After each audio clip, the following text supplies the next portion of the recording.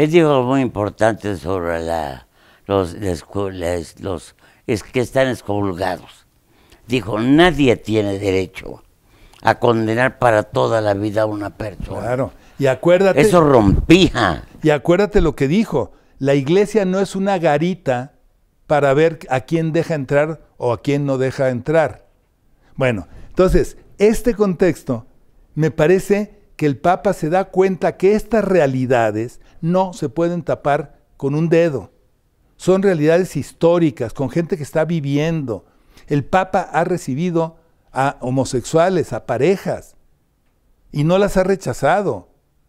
Entonces, esto está queriendo decir que, por un lado, que el Papa sí me parece que está teniendo una postura mucho más abierta, que está rompiendo moldes, pero que tiene que ir de acuerdo con los tiempos y procesos de todo el proceso de legislación de la Iglesia. Y cambiar una institución que tiene más de 1,000 millones de personas, con más de 2,500 obispos y cardenales, no es fácil, no es fácil. Y más la Iglesia, que siempre ha propuesto como una libertad, ¿verdad? Es decir, la verdad los hará libres. Y bueno, la verdad, sabes que cada quien tenemos un poco nuestra propia verdad, ¿no? Entonces, en ese sentido, si tomamos al Papa, podemos decir, hombre, qué interesante que el Papa está dejando un espacio abierto para poder dar una respuesta a estos que también son hijos de Dios. O sea, si el Papa está diciendo que nadie está condenado, que nadie está excomulgado, lo que te está diciendo es que todos tenemos derecho a la misericordia de Dios. Y este año estamos en el año de la misericordia. Entonces eso es sumamente importante. O sea, creo que lo que el Papa hace es ir al corazón de las personas y tocar el drama interior que está viviendo la gente. Te pongo otro ejemplo, el de los divorciados. Antiguamente casi, hasta que un divorciado entrara en tu casa, de alguna manera te sentías, o las familias antiguas se sentían que estaban cometiendo pecado porque estaban aceptando a esa persona. Y excomulgados, además. El divorciado estaba ya excomulgado y hasta que no se arrepintiera o se muriera el cónyuge o algo así. Bueno, están empezando a proponer una pastoral para los divorciados. ¿Ves? Entonces, ese es el contexto en el que yo creo que se puede entender esto, que esta iniciativa que el presidente de la República está lanzando. Ahora, yo pienso que Peña Nieto sopesó varias opiniones y además encontró que era ya muy fuerte la corriente que estaba tocando a la puerta de Los Pinos para decir, oye, tienes que cambiar algunas cosas o aceptar otras. A sabiendas de que cualquier iniciativa, como en el caso de los cambios que va haciendo el Papa, pues no encuentras una opinión favorable, unánime. Siempre habrá discusión. Yo creo que dentro de la Iglesia incluso habrá sacerdotes que todavía no le dan el golpe ni aceptan lo que está haciendo el Papa Francisco. Están, pues pertenecen a otra época. Sí. Sí. ¿Cómo ves eso? Bueno, pues eso se manifestó en una forma en la visita del Papa aquí y en el discurso que les dio a todos los obispos, ¿verdad? O sea, de alguna manera, pues fue muy fuerte. Quizá fue el discurso más fuerte que tuvo durante toda su presencia aquí.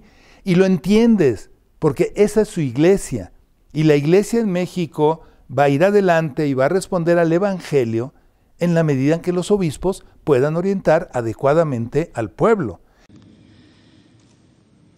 Sean, por lo tanto, obispos de mirada limpia, de alma transparente, de rostro luminoso.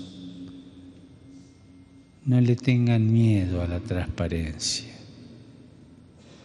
La Iglesia no necesita de la oscuridad para trabajar.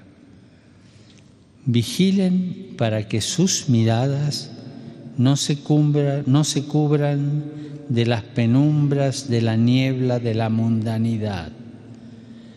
No se dejen corromper por el materialismo trivial, ni por las ilusiones seductoras de los acuerdos debajo de la mesa. Pero claro, pues eso no es nada sencillo, porque a final de cuentas el Papa es el obispo de la Iglesia de Roma. Y al ser el obispo de la Iglesia de Roma, está como en igualdad de circunstancia con el resto de los obispos del mundo. Pero es, como se dice en latín, primum inter pares. O sea, entre los iguales es el primero, porque es el Papa, es el elegido. Entonces tiene una autoridad para estar indicando qué es lo que tiene que hacer su misma iglesia y sus mismos obispos en la diócesis y con los fieles a los que se dirige. Entonces fue muy interesante, yo estoy seguro que leíste ese pues folletito o boletín que saca el Arzobispado de México que se llama Desde la Fe, que allí, si tú lo leías, era una desautorización del Papa. O sea, lo que eso decía es, el Papa está mal informado, lo informaron mal. Y uno dice, a ver, espérame, ¿no?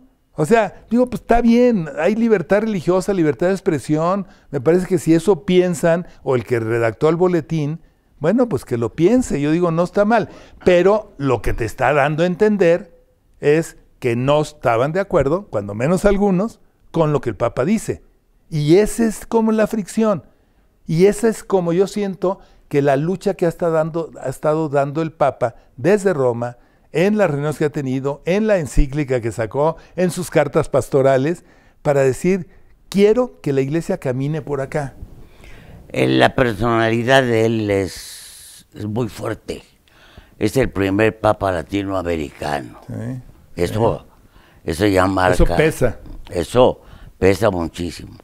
Es tan grande su personalidad y las cosas que está haciendo que necesariamente tenía que provocar una pequeña escisión, incluso dentro de la Iglesia. Acuérdate que dicen que el primado de México lo traía ahí como muy presionado, pero no estaba muy contento con él. Incluso un sacerdote poblano pues fue removido porque dicen que la agenda le hizo a su gusto. Es decir, la propia visita del Papa empezó a revolucionar a la Iglesia mexicana. Exacto. Pero imagínate qué triste hubiera sido que venga el Papa y no hubiera pasado nada, y no sacude nada. Cuando tú agarras un árbol y lo sacudes para que caigan las hojas viejas y se caiga todo eso, bueno, pues el árbol se estremece, ¿no? Simbólicamente el árbol sufre, el árbol llora, se queja, tiene lamentos.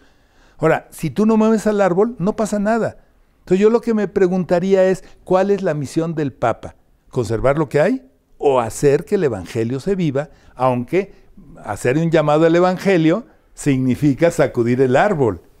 Qué triste hubiera sido, imagínate. Claro. Ahora, la Iglesia, pues como decías al principio, tiene que irse amoldando a las cosas que están ocurriendo, no solamente en México, sino en el mundo. Sí. Ya nada es igual. Nada es igual. Rector, nada es igual ya. Nada.